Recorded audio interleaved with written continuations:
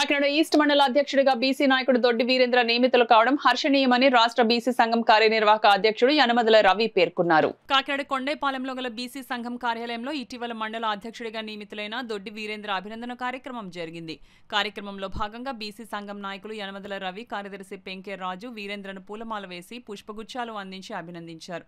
ఈ కార్యక్రమంలో పెంకే శివ, కాదా శివరామకృష్ణ, పెంకే గోపి, దొడ్డి అప్పలరాజు, పాలిక చిన్న, వాసంశెట్టి మహేష్, వాసంశెట్టి రమణ, పాత గైగోల్పాడు పెద్దలు పాల్గొన్నారు.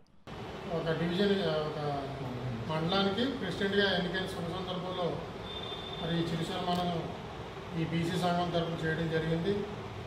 మరి ఏ పని అప్పచెప్పినా సరే ఆయన భుజాల తీసుకొని పనిచేసే వ్యక్తి మనందరికీ కూడా సుపరిచితుడే.